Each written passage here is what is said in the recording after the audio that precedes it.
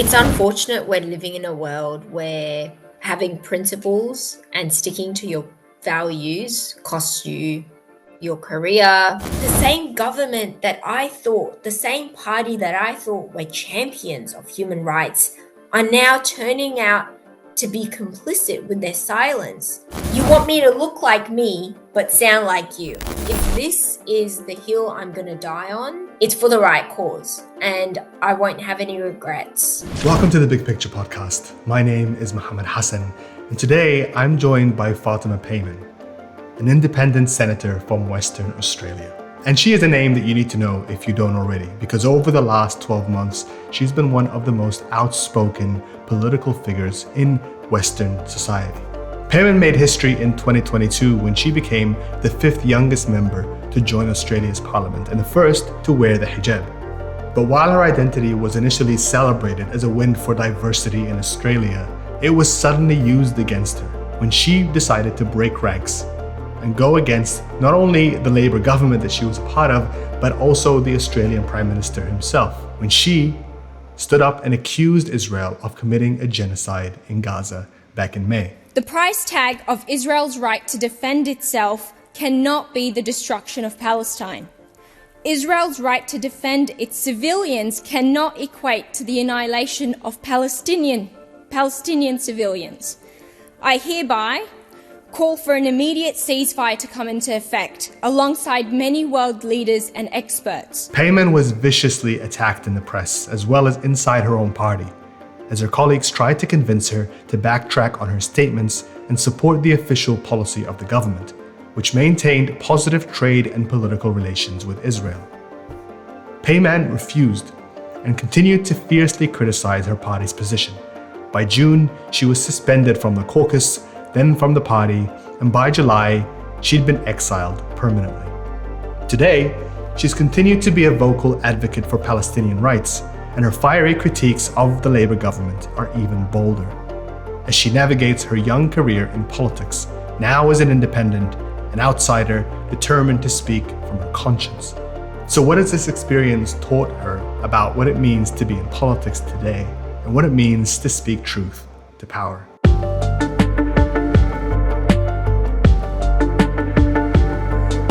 Senator Fatima Payman, welcome to the Big Picture. It's a pleasure speaking with you today. Thank you so much for having me, Mohammed. It's an absolute pleasure. I've been wanting to have this conversation with you for a while because we're now a year on from the events of October 7th and the war in Gaza, and it feels like everything has been turned upside down, whether that's in the media, the industry that I work in, or in politics, the field that you work in. And I want to talk to you as somebody that has been proudly wearing your politics on your sleeve, regardless of what the consequences are, about what the experience was like for you, what it's like now, and what you've learned from it. So let's start by asking you how you became involved in politics in the first place. Yeah, thank you so much.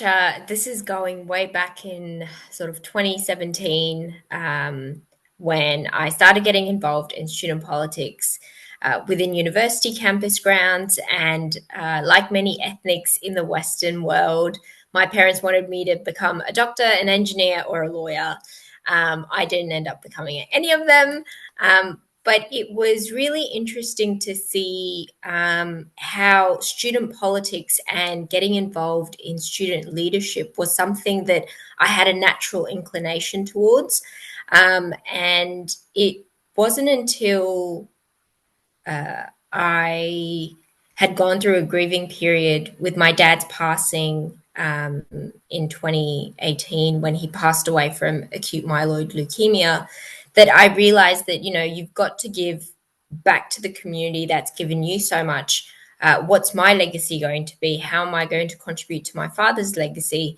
He was, only 47 years old when he passed away. And there's the world, he had so much going for him. But life is short. And we know that when we've lost a loved one. And so for me, it was about immersing myself into volunteering. And that's how I met my first ever employer. He was an upper house member for the Labor Party in the state government. And before you knew it, I was immersed in the youth wing of the Labor Party. It was a place where I found a sense of belonging, where, people of colour like me were welcomed. And federally, might I say, just to paint a picture, the Labor government or the Labor Party were not in government, so they were in opposition.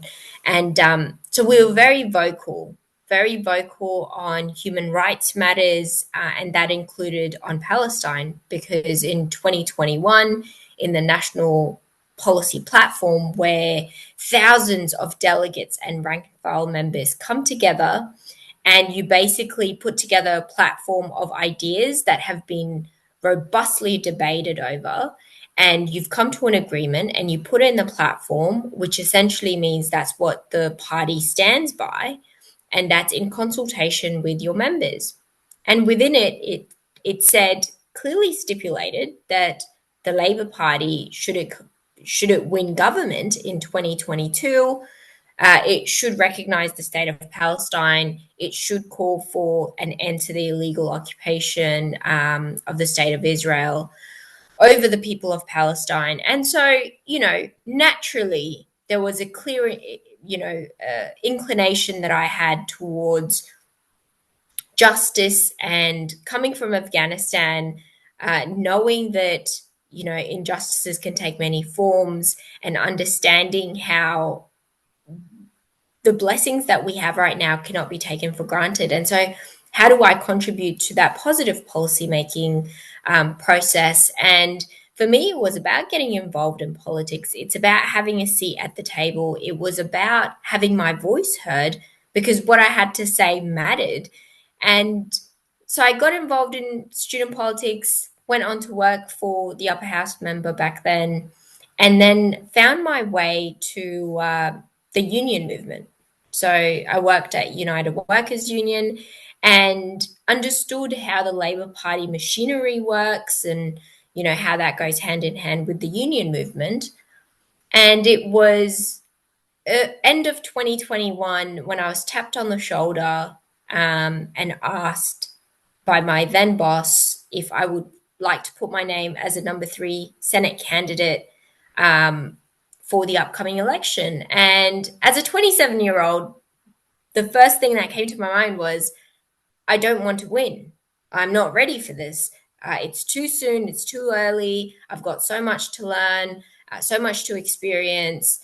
And I was told the Labor Party has not won the 3rd Senate spot since 1984. And that's way before I was born. So that gave me, quite the relief to just campaign without the expectation and pressure of me having to win the seat.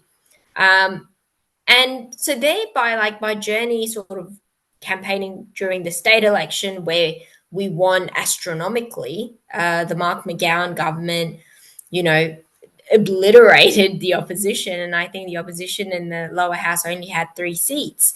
And in the federal election, the fact that I got elected was quite the landslide victory that WA, Western Australia, gave to the Albanese Labor government. And I remember upon getting elected, the sense of enthusiasm and optimism for the years to come under a progressive Labor government, where we would finally be able to make those changes take place. Because when we were opposition, the reason you would always get is, we're in opposition, so we can't enact change. We can't, move these progressive motions and, make progressive advancement in our policy platform. And so we were all just eagerly waiting to get elected so that we could finally have the platform and be in power to be able to make change. But it was, just months after October 7th took place, and we had the referendum on 14th of October. And soon after, the massacring of Palestinians began. And I think it was end of October when the UN called Gaza a graveyard for children.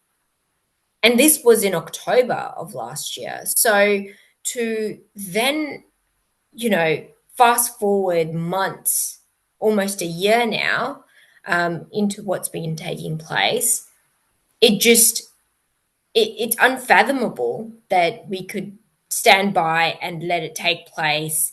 The complicity within the silence that we're seeing just blows my mind. And I think there were so many instances in my journey before I resigned from the Labor Party that I wondered, where is the brave, courageous Labor Party of the old days who would be bold enough to make those decisions, to take those strong stances, to call out the bullies, to call out their so-called friends who are perpetrating all the evil that we're seeing, the indiscriminate killing. I mean, it's not just,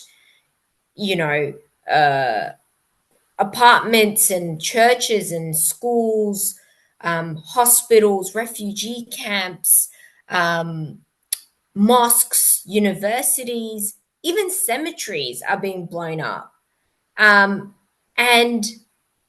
the so-called safe zones that we keep hearing from the Israeli spokespeople, it doesn't exist. We had doctors from Australia go to Gaza for a period of time, for a month, to help on the ground as medical professionals. And they told me, I have a constituent called Jeremy Hickey, and he told me, as a medical professional who was treating children and seeing the amputee rates just skyrocket, he was like, there's no such thing as a safe zone. We didn't see it. And everyone coming through our clinic doors were innocent, mostly young people, mostly children and women. And he was like, I didn't see any Hamas fighters.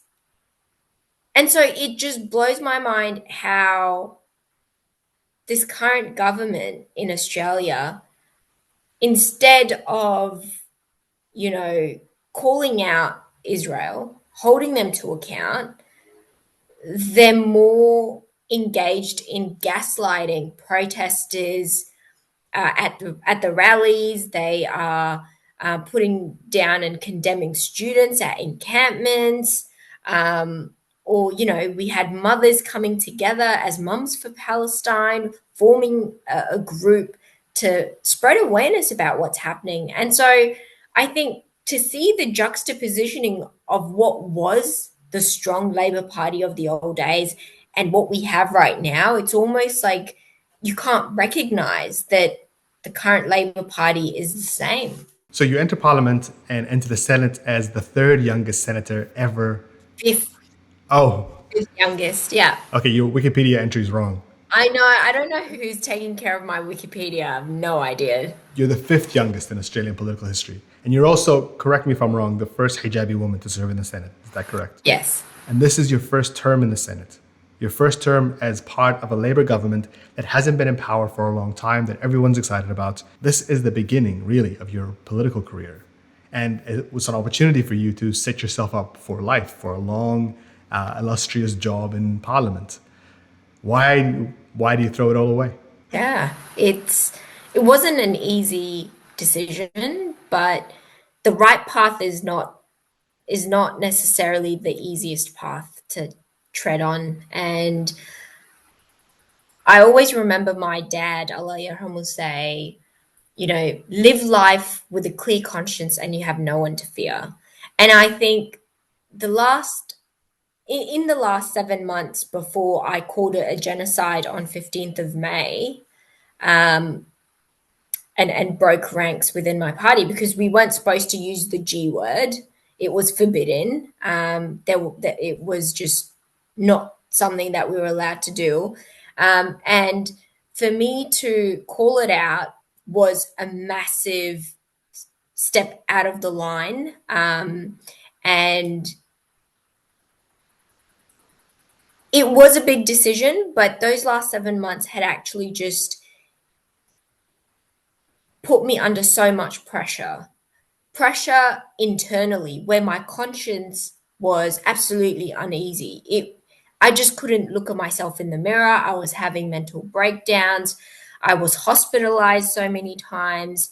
I felt like I was doing so much behind closed doors, trying to convince various ministers, trying to convince my colleagues, trying to beg them that we must do something. We're bleeding votes, we're bleeding members who are just leaving our party because of our stance. And it just seemed like no matter what I would bring forward, whether it was, the actual human tragedy of this humanitarian crisis, or whether it was just to say, hey, forget about the human crisis, just look at how many voters and constituents and members are leaving our party. But it felt like nothing was about to sway the government. What were people telling you internally? What were your colleagues telling you? So people were saying things like, we're a small fish in a big pond. You know, it's not up to us, it's up to the US. We need to maintain diplomatic ties with the state of Israel so that we could, you know, be able to evacuate our Australian citizens. Things like you can't put pressure on the government, because there was this one instance in April when Zomi Frankham, one of our aid workers, were killed amongst 7 other people. And I remember calling the foreign minister and saying, hey, we need to do something about it. Can we use this moment in time? Yes, what we've done so far, people are not happy on the streets with us, but how about we use this opportunity? And I hate that it was seen as an opportunity, but I was like, can we just use this moment to restore that justice and hope back into the people? Let's say that we will temporarily pause trade with Israel until the investigation into Zomi Frankham's death is complete. At least that way there's closure for the family, but there's also a sense of hope for people to say, wow, like this is definitely a turning point for Australia. One of our own aid workers were killed in a place where, the so-called democracy needs to abide by international humanitarian law and preserve and protect the lives of aid workers. But instead, I was told you can't put pressure on the government like that. You need to stick by caucus lines. You need to stick to caucus solidarity. We do things together. And I was like, yes, but I'm happy to be reprimanded by you on national TV. You can tell me off. You can say, naughty girl, Fatima, don't do that. You don't speak for the government, right? You're not the foreign minister. And I was like, I just need to be able to restore that faith and hope into people. We need to be shifting. We need to be doing the right thing. We need to be on the right side of history. And to constantly go through this turmoil from within where I'm like, I need to do more. I don't feel okay parroting these lines because I don't believe in these lines. And yet, the same government that I thought, the same party that I thought were champions of human rights, are now turning out to be complicit with their silence, to be cowardly almost, to not take those bold decisions. And so I think, and while I'm trying to make change happen behind closed doors, I'm also trying to talk to the community. And the community is growing. This isn't just the Muslim community. Everyday Australians are writing to me, whether they've got anything to do with Gaza or not, writing and begging that we do more, reminding us that we elected you as a progressive government to make these changes happen. And so that's when it was on the day of the commemoration of Nakba, 15th of May, when I called it a genocide, and I demanded that the government cut ties with Israel, call for an immediate permanent ceasefire, to recognize the state of Palestine, and,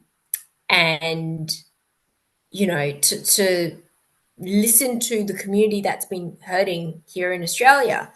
And at the end, saying that we are calling for, freedom from violence, freedom from occupation, freedom from injustice, from the river to the sea, Palestine will be free. And it was almost like the articles that came out, all the media and the government focused on was that phrase.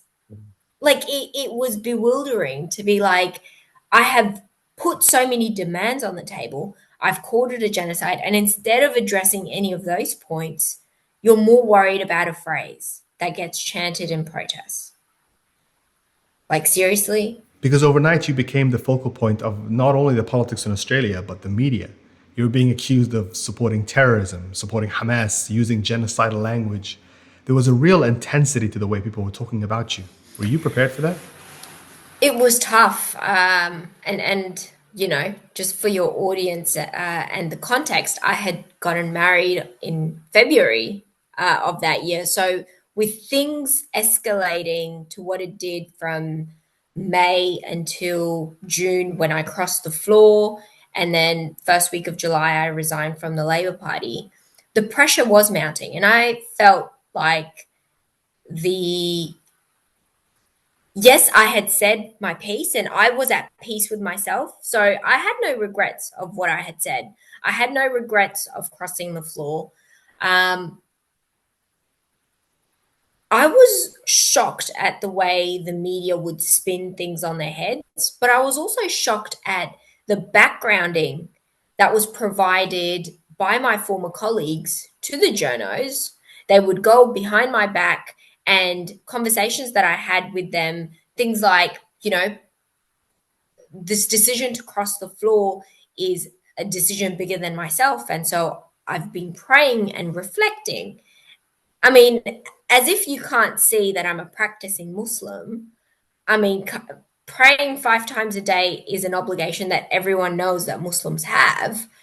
And for them to spin it on its head and say, well, Senator Payman is seeking divine guidance and is being guided by God.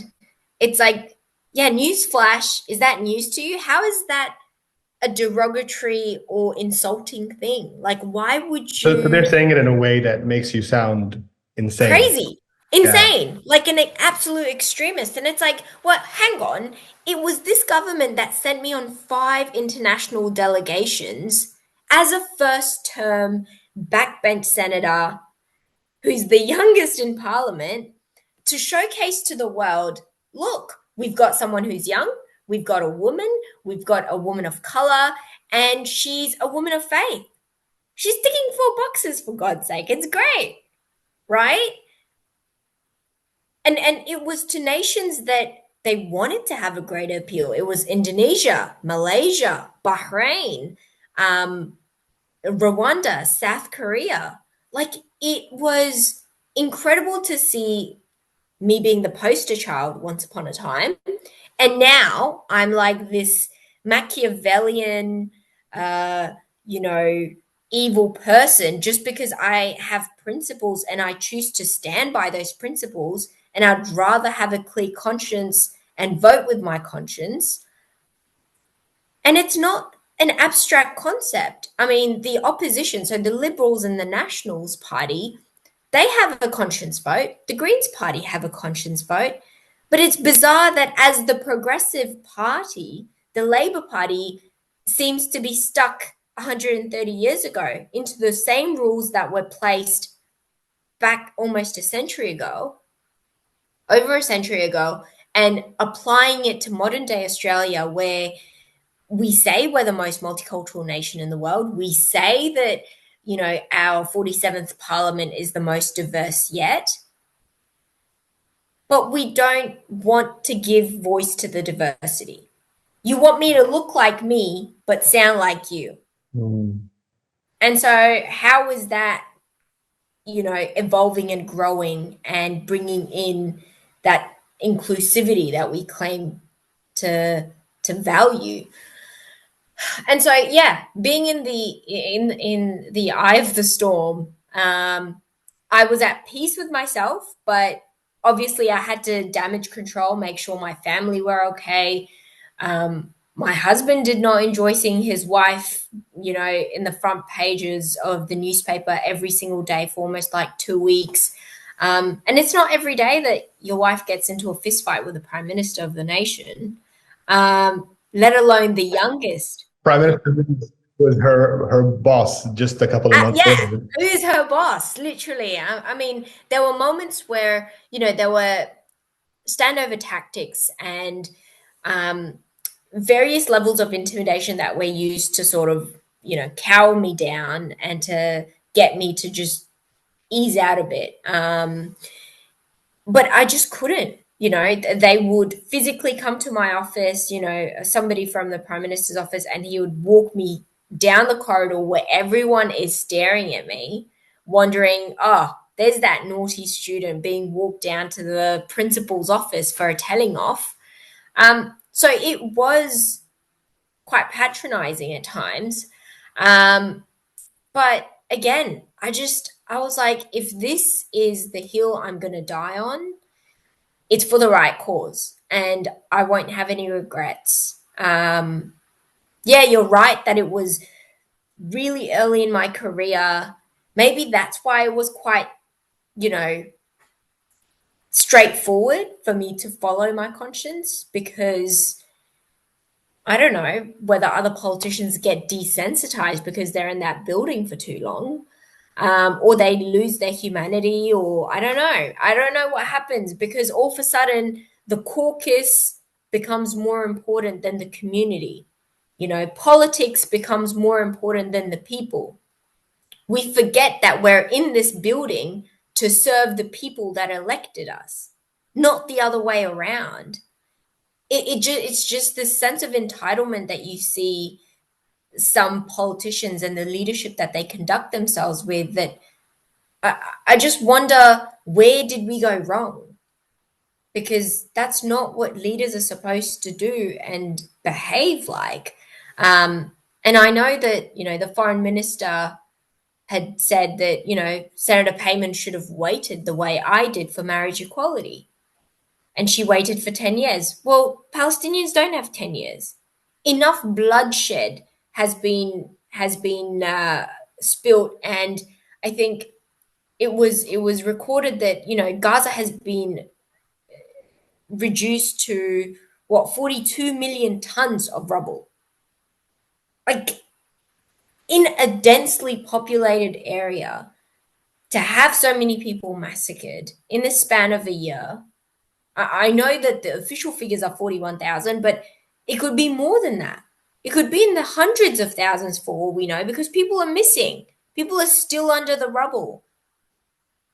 And this being live streamed on our phones, this isn't something that the government could just turn a blind eye to and just hope that the less we spoke about it, the less people would pay attention. It's been the other way around. People are now demanding, and more than ever, we're seeing our streets flood with more and more people at these protests, at the rallies, at these encampments, and finding their voice and not being afraid of using that voice to call for humanity. Because at the end of the day, it's a fight for humanity, not just for Palestinians, not just for Gazans, because it seems like this so-called pariah state, Israel's just going on this rampant spree of killing whoever and having absolute impunity.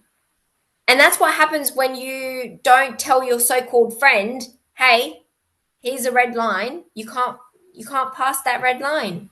I just feel like Australia, as a middle power in a region like the Indo-Pacific, could have had so much greater influence. We could have been pioneers. We could have been champions by leading the way for other middle power nations. But we just chose the easy way, and that's just follow what the big brother says.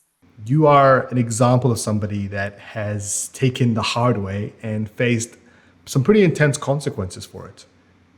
What do you think you've learned from that about doing something that is hard, knowing that there will be consequences?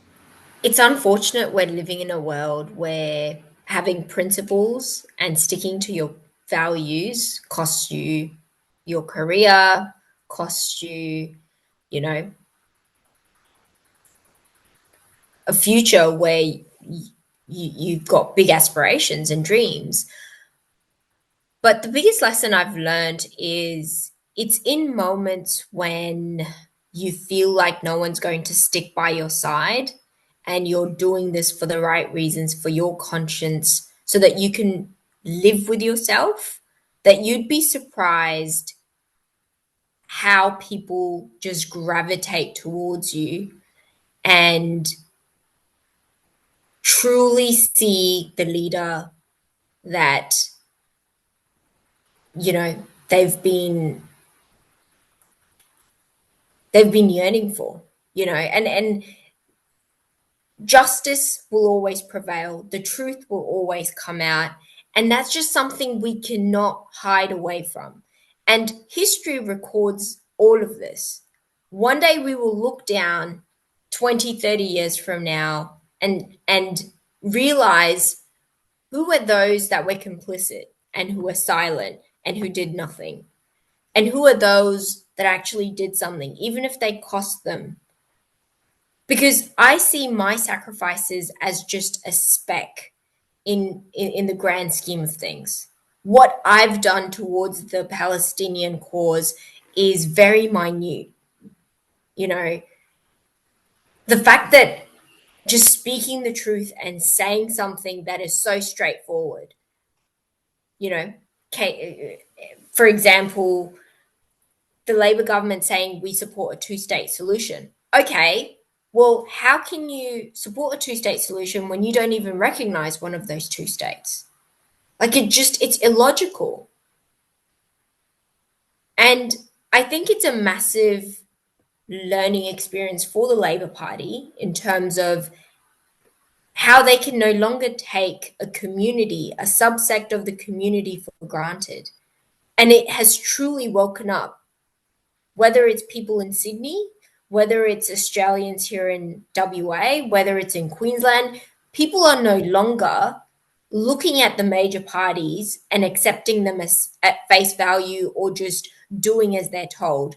And we're seeing an impressive shift towards more autonomy, people taking that democratic right of lending their vote to these so-called representatives and holding them to account and demanding that transparency, demanding that they be heard. You can't claim to be my representative in Parliament, get my vote when it suits you, and then just ignore and forget that I exist until the next election comes around. And I mean, we're only months away before the next election. So it will be interesting to see how the actions of this current government is going to translate. Because the thing is, if the Liberal and Nationals were in power, people would not be as disappointed as they are from the Labor government. Because this Labor government, we all fought for a Labor government to come into power, hoping that they would bring about change that the other mob couldn't and the other mob wouldn't. So, yeah, my message to everyone out there, despite how difficult, the road may have been, it's for a worthwhile cause, and it's something that's beyond me or them. It's a humanitarian movement towards justice, and every effort makes a huge difference. And I would just plead for everyone to stay strong, stay steadfast on this path. Again, it's not supposed to be easy, because, hey, we hear this all the time. We don't grow in our comfort zones. We've got to be pushed out of it. And if people are just, if they want to look at it internally from an individualistic point of view of how this is benefiting them, there is growth in this space. But at the same time, the humanitarian crisis that's unfolding before us is not something that we could just turn a blind eye to and ignore what our leaders are doing. There's an argument taking place in the United States right now, ahead of their own election, about what it means to enact change when you're outside the establishment of power. Is it even possible? And there are a lot of people who are nowhere near power who feel helpless right now, who feel like they protested and petitioned and voted the right way to change the situation in Gaza and have not been able to. And who are seeing people in power holding on to the way that they've always done things and who are maybe acting in their own self-interest. You were on the inside and you had people telling you to be patient. And now you're on the outside. And from your vantage points, how can you affect real political change as an outsider? That's an excellent question. And, I'm in the early stages of establishing myself as an independent senator and figuring out how to be as effective and efficient as I can in this role, albeit, the Prime Minister is playing politics and isn't giving me the resources that I need. But in saying that, I think my defection from the Labor Party has given the community so much hope. It's rejuvenated their spirits of knowing that power does not only lie within the two major parties. Their primary vote is dropping below 30%. I think the last time we checked it was 31%. And we know that people are waking up to the reality of the situation and they will no longer be taken for granted. So the government can do what it wants, but a time of reckoning will come, and that's when people hit the polls. When Australians hit the polls, this election is going to be on social justice. Whether it's social justice for our First Nations people, whether it's social justice for the young people who are being incarcerated here in Australia as young as 10 years old, whether it's for people with disabilities, whether it's for our pensioners and old age people and senior Australians, or whether it's for the Palestinians and people of an occupied, who are illegally occupied and have been massacred and seen the worst of a genocide, really. There's no other words that we can put this through the deadly airstrikes and just the obliteration that they've been experiencing and facing. So it is going to be an interesting election. We are steering away. There's a greater demand and call for independent candidates, for minor parties to grow, and for that authenticity and transparency to return back into politics. Like, just because you're a politician doesn't mean you lose your integrity, doesn't mean you can't have principles, doesn't mean you can't stick by your values. So we are shifting our landscape and the conversations and the discussions we're having. I was at University of Western Australia, where I graduated from today. I was at the university talking to students, and it was remarkable to see, our future leaders engage in discussions of how do we implement social justice when the government is too afraid and too weak to do it. How do we maintain that pressure? And these are the conversations that they're having at a student level. And it's so inspiring. I have full faith that, just like how it was the students that stood against the powers be and camped on university grounds and spoke loudly, and so many of them were suspended or expelled, their careers, their futures on the line, and yet they were brave enough to call it what it is and to demand an end to and demand a ceasefire to the genocide. So I'm very hopeful that our younger generation will carry us, and that's where I come into facilitating those discussions, making sure that they feel empowered, not intimidated. Just because the 2-week saga of me leaving the party after crossing the floor was so intimidating doesn't mean that people should be put off by politics. In fact, they should be roaring to get involved, to jump on, to campaign harder, to yell louder, and to make sure that their elected officials are hearing them, and to be unapologetically themselves. Because we're starting to see people just pander to, whether it's the lobbyists, whether it's the corporations, whether it's feeling helpless. We are not helpless. We're definitely not hopeless, because we are putting that pressure on the government. And I've never looked forward to an election as I am this time around, because both major parties are in for a big surprise.